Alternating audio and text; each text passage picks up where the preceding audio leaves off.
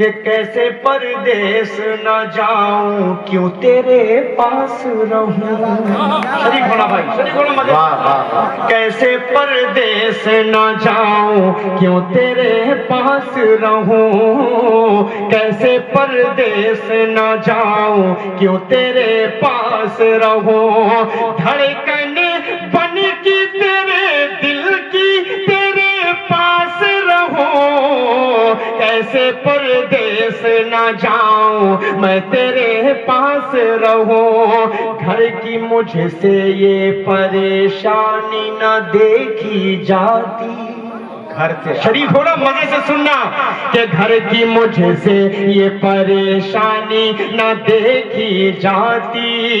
اور ٹوٹی ہوئی چرپائی نہ دیکھی جاتی. میرے گھر کی ہے جو بدحالی مٹے گی کیسے. ہم سفر لب پہ تیرے لالی سجے گی کیسے. قرض سالوں کا، سالوں مطلب وہ بھائی والا سالہ مت سمجھ لیجئے گا.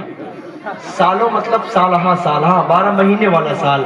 قرض سالوں کا ادا جاں میری کیسے ہوگا. میں نہ جاؤں گا جو پردیس تو پھر کیا ہوگا. کیسے پردیس نہ جاؤں میں تیرے پاس رہوں. کیسے پردیس نہ جاؤں میں تیرے پاس رہوں.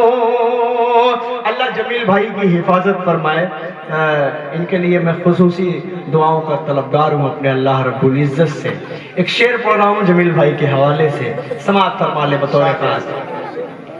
میں نہ جاؤں گا جو پردیس تو پھر کیا ہوگا. میں نہ جاؤں گا پردیس تو پھر کیا ہوگا. چند پیسوں پہ بھلا کیسے گزارا ہوگا.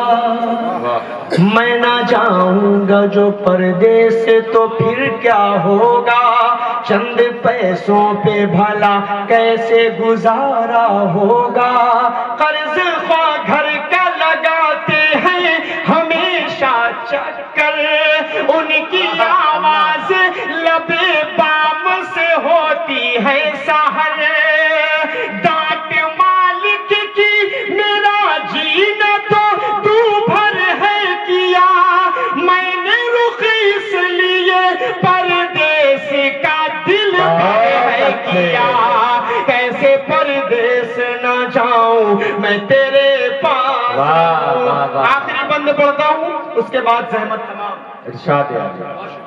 بہت شکریہ. آخری بند پڑھتا ہوں. 2 سال 2.5 سال 3 سال کے بعد جب ہسبینڈ واپس آنے والا ہوتا ہے تو بھابھی سیدھے انٹرنیشنل ایئرپورٹ لکھنؤ پہنچ جاتی ہے لینے کے لیے. ہاں ہم ہی دیکھیں ان کی شکل. بس ایئرپورٹ سے نکلے تو ہم سے پہلے انہیں کوئی نہیں دیکھے، ہم ہی دیکھیں.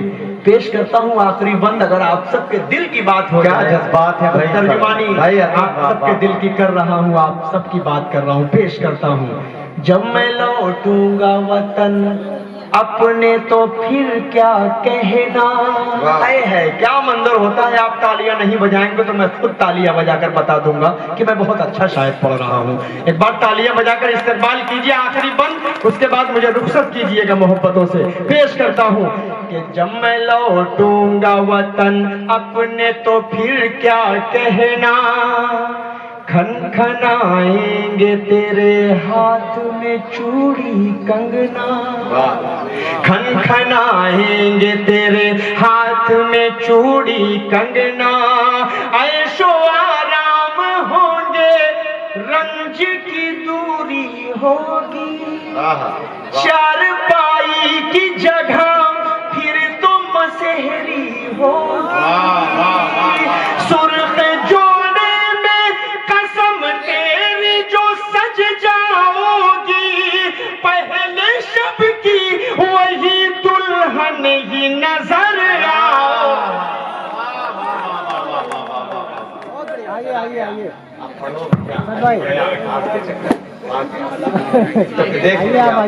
اب دیکھیے حضرات گرامی. میں اس وقت ذمہ داری کے ساتھ میڈیا ریکارڈ کرو بھائی. ناظم کی ایک ذمہ داری ہوتی ہے नाज़िम समझता है कि कहां पर किसकी जरूरत है।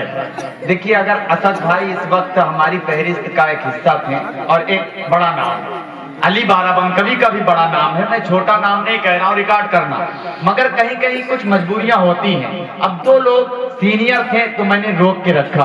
अब अगर असद भाई पहले पढ़ रहे हैं तो एक शख्स की भी जिम्मेदारी है कि मैं इसको सुनूं, उसके बाद अब जितने लोग हैं जाएंगे नहीं, सुनने वाले लोग हैं। अगर असद भाई से अली पहले पढ़ लेते तो क्या असद भाई भाग जाते, चले जाते हैं? नहीं, ये समझना चाहिए। लोग ये समझ रहे हैं इस वक्त हज़रात ग्रामी कि मैं गलत कर रहा हूं लोगों के साथ, मगर खुली छत खुला ये आसमान है। अगर किसी के साथ गलत किया हो तो अभी कुछ हो जाए मुझे, अब इतनी बड़ी कोई बात नहीं कह सकता, है ना भाई? अब कुछ मजबूरियां होती हैं और एक मेरे साथ सबसे बड़ी मजबूरी ये होती है कि मैं सब अपने दोस्त हैं, सबके मुंह लगा हुआ हूं, मगर नदीम फर्रुख हो या अबरार काशिफ साहब हो, जितने बड़े नाम हो, किसी शायरों की कोई औकात नहीं कि उनके पास जाकर अपना नाम पेश करके मुझे अब लगाओ, मुझे अब लगाओ। तो सिर्फ मुझे इस्तेमाल किया जा रहा है, ये भी अच्छी चीज नहीं है हजरात ग्रामी। देखिए, आप खुद देख लीजिए, मैंने पूरी जिम्मेदारी के साथ मुशायरा चलाया है। मुझे एक जिम्मेदारी दी जाती है अरकान कमेटी के, मुझे पूरा निजाम चलाना होता है। जहां जहां मकामी शायर की तरफ, अब असद आजमी के बाद अगर कोई मकामी शायर को लगाता तो मेरी गलती होती, यादी के बाद कोई आपका लोकल लगाता तो मेरी गलती होती। तो ऐसा नहीं है हजरात ग्रामी। अदब की दुनिया इसीलिए बहुत बुरी होती जा रही है और हम ही लोग खराब कर रहे हैं। उर्दू का जनाजा सिर्फ हम लोग निकाल रहे हैं और कोई नहीं निकाल रहा है। बड़ी सख्ती के साथ मुझे जुमला कहना पड़ा। अगर असद भाई अब इतना पढ़ चुके थे, अब अगर वो पढ़ते तो क्या बिगड़ जाता? और फिर यार, एक नाम है, एक मकाम है, अल्लाह ने तुम्हें शोहरतें दी हैं, आपके हवाले से आवाम रुकती है और नाज़िम की जिम्मेदारी होती है कि जिस शायर के लिए आवाम रुके आखिर तक, उस शायर को रोक के रखा जाए। अब अगर गलत बोल रहा हो तो हूट कीजिए, सही बोल रहा हो तो तारीफ कीजिए इसकी। आप बहुत शुक्रिया हज़रात गिरामी, मैं पूरी ईमानदारी के साथ करता हूँ, अल्लाह गवाह है। मेरा मकसद रहता है, मैं किसी शायर की चापलूसी नहीं करता।